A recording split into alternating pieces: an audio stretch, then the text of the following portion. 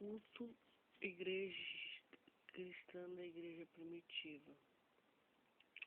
O que sabemos do culto cristão nos dá uma ideia do modo como aqueles cristãos do primeiro século percebiam e experimentavam sua fé. Com efeito, quando estudamos o modo como a igreja antiga adorava, nós não apercebemos do impacto que sua fé deve ter tido para as massas despojadas que constituiu a maioria dos fiéis.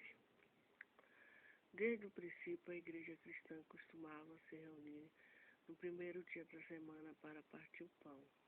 A razão pela qual o culto tinha lugar no primeiro dia da semana era que nesse dia se comemorava a ressurreição do Senhor. Logo, o propósito principal do culto não era chamar os fiéis à penitência, nem fazê-los sentir o peso de seus pecados, mas celebrar a ressurreição do Senhor e as promessas das quais essa ressurreição era a garantia. É por isso que o livro de Atos descreve aqueles cultos, dizendo que, partindo o pão nas casas, comiam junto com alegria e singeleza de coração. Atos 2,46. A atenção naqueles cultos de comunhão não se centralizava tanto nos acontecimentos de Sexta-feira Santa como nos domingos de ressurreição. Uma nova realidade havia amanhecido, os cristãos reunidos para celebrá-la e fazerem participantes dela. A partir de então, através de quase toda a história da igreja, a comunhão tem sido o centro do culto cristão. E somente em época relativamente recente que algumas igrejas estabeleceram a prática de se reunir para adorar aos domingos sem celebrar a comunhão. Além dos indícios que nos oferece o Novo Testamento e que são de todos conhecidos, sabemos acerca do modo em que os antigos cristãos celebravam a ceia do Senhor, graças a uma série de documentos que perduraram até os nossos dias. Mesmo que não possamos entrar em detalhe acerca de cada um desses documentos e da diferença entre eles, podemos assinalar algumas das características comuns que parecem ter formado parte de todas as celebrações da comunhão. A primeira delas, o que já nos aludimos anteriormente, é que a ceia do Senhor era uma celebração. O tom característico do culto era o gozo e a gratidão, e não o dom ou a compulsão. No princípio, a comunhão era celebrada em meio de uma refeição, cada qual trazia o que podia, e depois da comida em comum, celebrava orações sobre o pão e o vinho.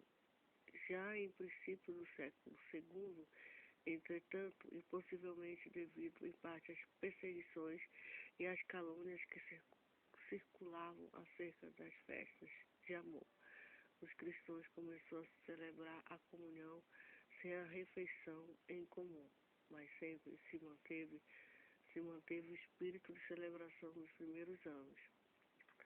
Pelo menos a partir do século II, o culto de comunhão constava de duas partes.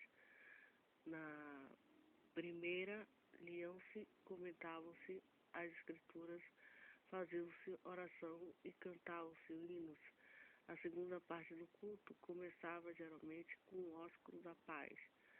Logo alguém trazia o pão e o vinho para a frente e os apresentava a quem presidia. Em seguida, o presidente pronunciava uma oração sobre o pão e o vinho, na qual se recordava os atos salvíficos de Deus e se invocava a ação do Espírito Santo sobre o pão e o vinho. Depois se partia o pão, os presentes comungavam e despediam com a bênção. Naturalmente, esses elementos comuns acrescentavam-se muitos outros em diversos lugares e circunstâncias. Outra característica comum do culto nessa época é que só podia participar dele quem tivesse sido batizado. Os que vinham de outras congregações podiam participar livremente, sempre e quando estivesse batizado. Em alguns casos, era permitido aos convertidos que ainda não tinham recebido o batismo assim a primeira parte do culto, isto é, a leitura bíblica, as homílias e as orações, mas tinham que se retirar antes da celebração da ceia do Senhor, propriamente dita.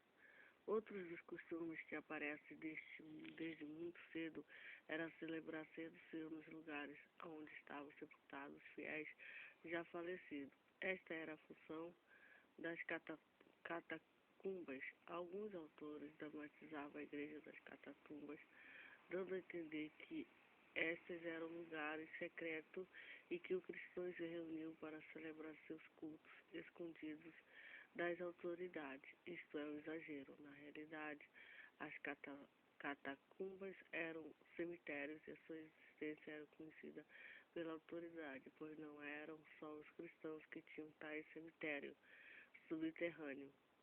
Mesmo que em algumas ocasiões os cristãos tinham utilizado algumas das catacumbas para se esconder dos seus perseguidores. A razão pelo qual se reuniam nelas era que ali estavam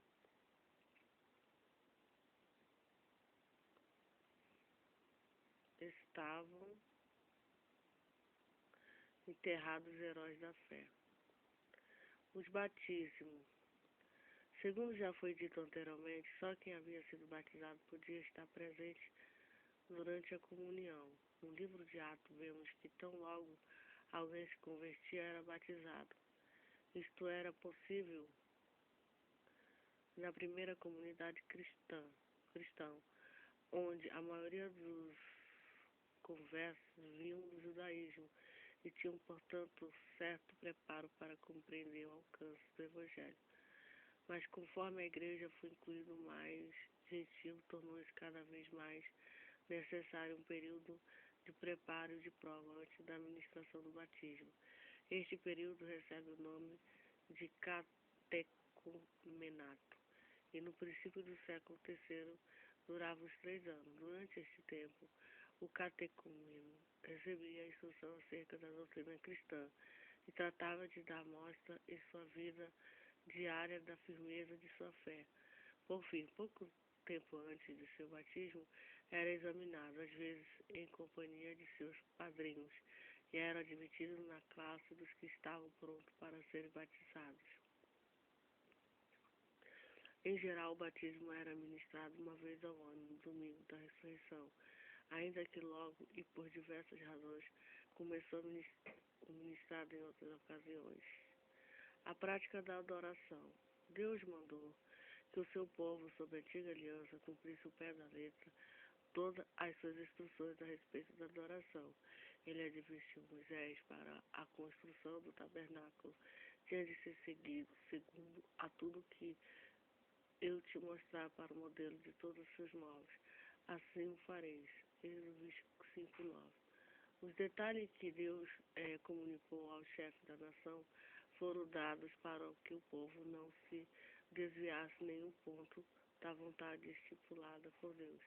O temor de Deus, arraigado no coração do piedoso israelita, não permitia que ele desobedecesse conscientemente qualquer regrinha que regulamentava o ritual dos cultos. Deuteronômio 6:1-2. Foi Deus que planejou a participação dos sacerdotes e levitas no culto que ele mandou que oferecesse. Números 1:1, 2 Crônica 9:33, 23:5. Após a leitura do Antigo Testamento, estranhamos o fato de não descobrirmos no Novo Testamento regras explícitas para nos informar que tipo de culto Deus quer. Numerosas pesquisas feitas com o intuito de descobrir as diretrizes que devem regir a forma de adoração realmente neotestamentária criam pouco convicção além daquela formação na cabeça do estudioso. Ele descobre geralmente o que procura. Tudo isto poderia levá-lo a desvalorizar a prática dos cultos da igreja primitiva. Mesmo assim, cremos que é válido examinar as indicações sobre as formas de adoração nos escritos dos apóstolos. Após o derramamento do Espírito Santo no dia de Pentecostes, a Igreja de Jerusalém perseverava na doutrina dos apóstolos e a comunhão no partir do pão e nas orações. Atos 2:42. Este verso nos traz um breve esboço de componentes do culto primitivo. As práticas sobre a tutela dos apóstolos fornecem um fundamento geral, mais seguro. A adoração, para manter o padrão apostólico, deve se aprimorar no ensino, a comunhão, a celebração da ceia e a oração. A doutrina dos apóstolos. Adoração e doutrina apoiam-se mutuamente porque um culto oferecido na ignorância evapora.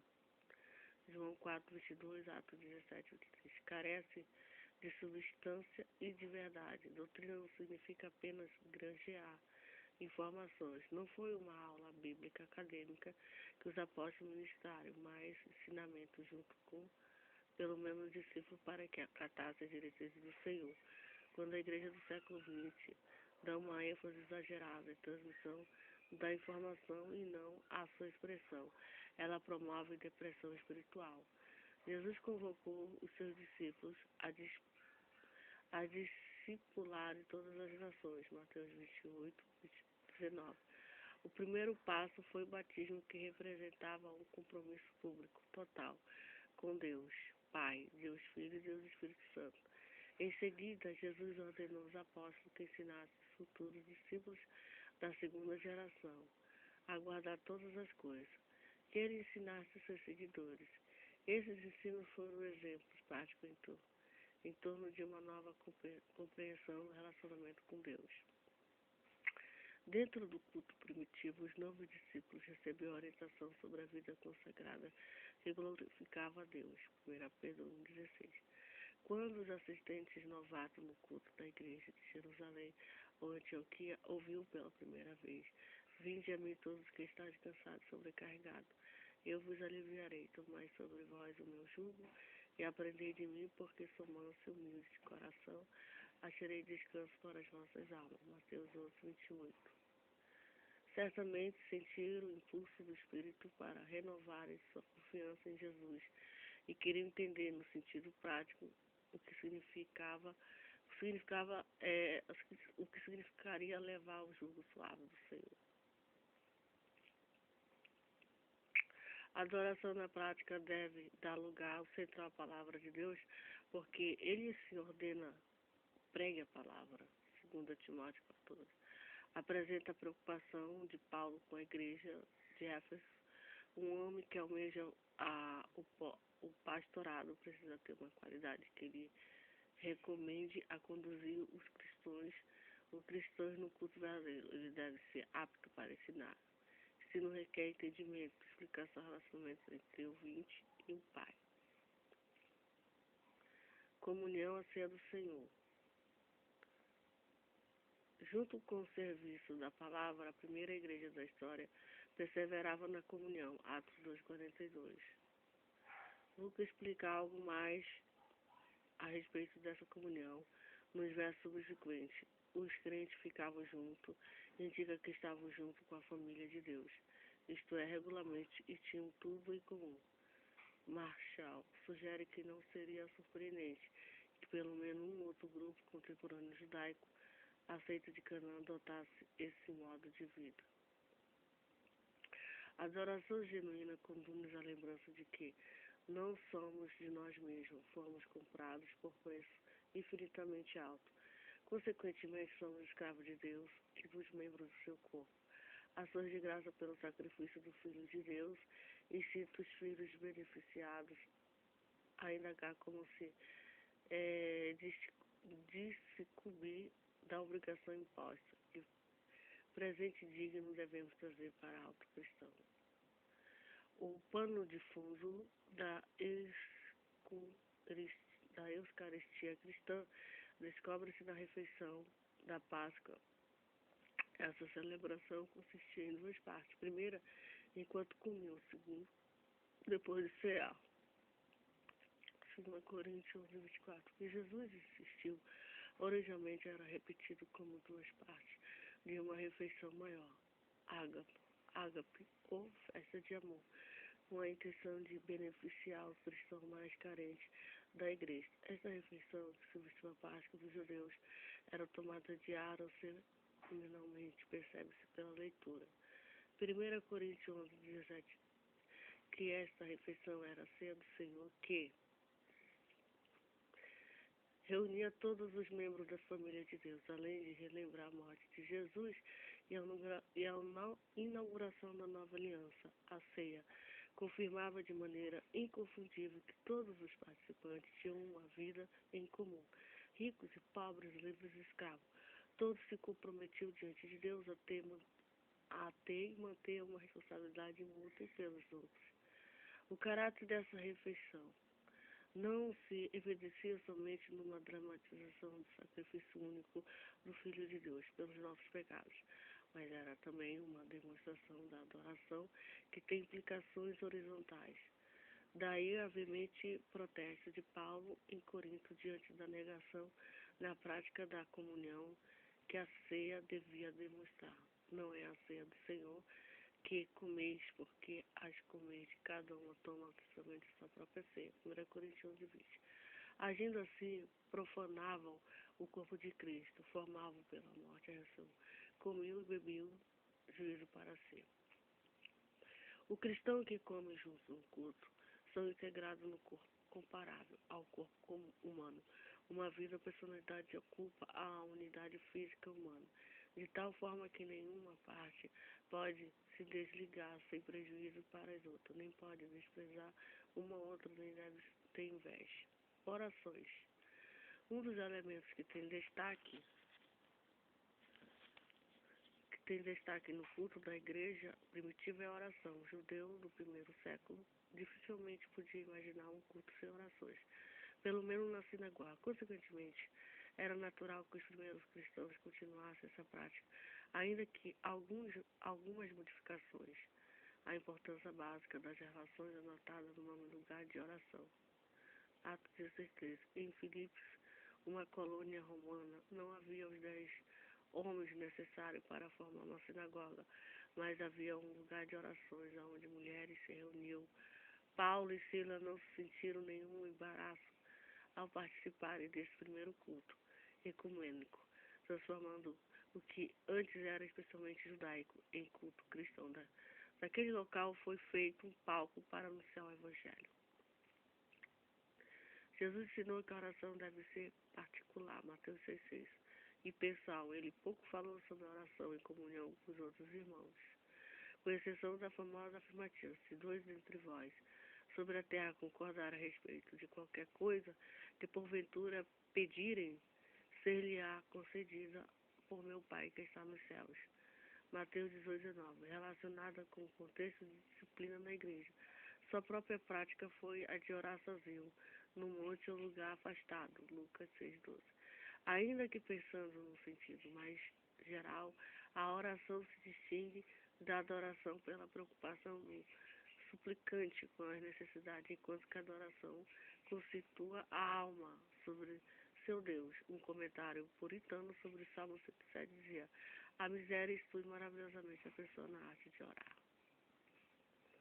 Mas as orações bíblicas valorizam a comunhão com Deus como aparelhos complicados, projetados para uma função particular. Deixamos de alcançar o objetivo de nossa existência fora da comunhão que a oração cria. Egoísmo, soberba e murmuração aniquilam a comunhão. Somos então como quem tenta martelar um prego com um sabonete. Ora, de verdade quer dizer abandonar a rebelião e aceitar a reconciliação. Jesus quis ensinar acerca da oração a verdade incomparavelmente preciosa de que Deus deseja nossa comunhão. Ele nos ama mais do que um pai humano é capaz. Lucas 11:13. Ele deseja ouvir as nossas necessidades e supri-la. Mateus 7:11. Amar a Deus acima de todo objeto por ele criado só pode significar que ele quer ser conhecido e desejado pelas suas criaturas. Por isso, as orações dos santos são qualificadas com incenso que enche os vasos de ouro nas mãos de 24 anciãos que rodeiam o trono do Senhor do Universo. Apocalipse 5:8. O altar de incenso do propiciatório simboliza o prazer que Deus recebeu os louvores e petições do seu povo.